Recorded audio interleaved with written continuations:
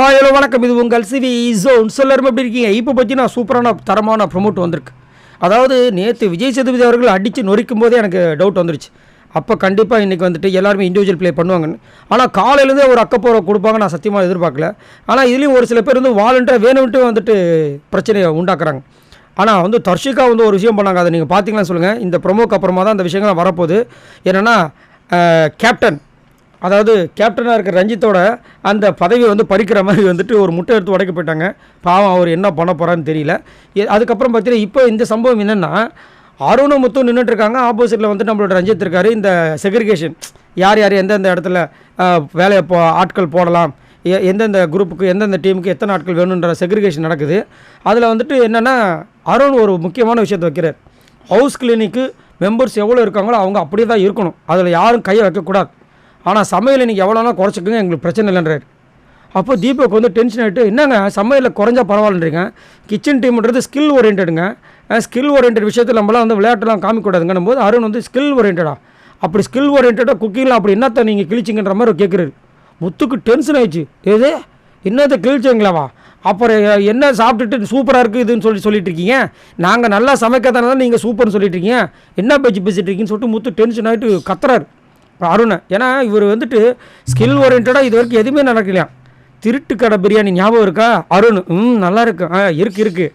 அப்போது நைட்டு வந்துட்டு நீங்கள் பிரியாணி சாப்பிடும்போது என்ன சொன்னீங்க? சூப்பராக இருக்குன்னு சொன்னேன். அது ஸ்கில் ஓரியன்ட் விஷயமா இருக்கிறதுனால தான் நீங்கள் சூப்பராக இருக்குன்னு சொன்னீங்க. அதே மாதிரி நைட்டு யாருக்கும் தெரியாமல் வந்து சமைக்கும்போது நீங்கள் சமைச்சிருக்க வேண்டியதானே, ஏன் சமைக்கலை?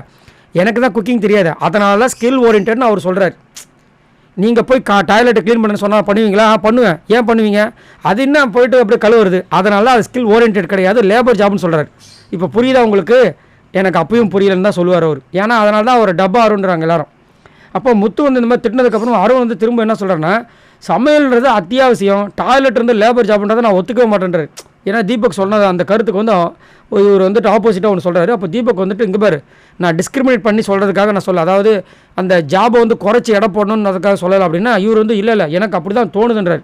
இப்போ திரும்பவும் தீபக் கத்துறார், உங்களோட தாட் ப்ராசஸ் இந்த தயவுசெய்து மாற்றிக்குங்க, நான் என்ன சொல்ல வரேன்றதை முதல் புரிஞ்சுக்கங்கன்னா ஆரோன் வந்து முதல் நீங்கள் உங்களோட வேர்ட் ப்ராசஸை மாற்றிக்குங்கன்றார்.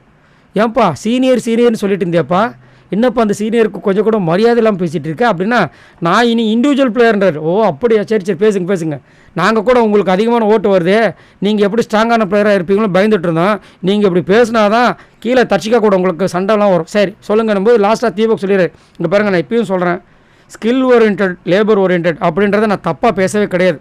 நான் சொன்னது ஸ்கில் ஓரியன்ட்னா அதுக்கு கண்டிப்பாக வந்துட்டு ப்ராக்டிஸ் அனுபவம் தேவை, லேபர் ஓரியன்டுக்கு அனுபவமும் தேவையில்லை, ப்ராக்டிஸும் தேவையில்லை, அதை எல்லோரும் பண்ணலாம், கொஞ்சம் எக்ஸ்பீரியன்ஸ் இருந்தால் போதும் அப்படின்றது அங்கே தெளிவாக சொல்கிறாரு. பட் அருண் தான் வந்து அதை மாற்றி ட்விஸ்ட் பண்ணி அதனால தான் வந்துட்டு அவருக்கு அந்த பேரை வச்சுருக்காங்க.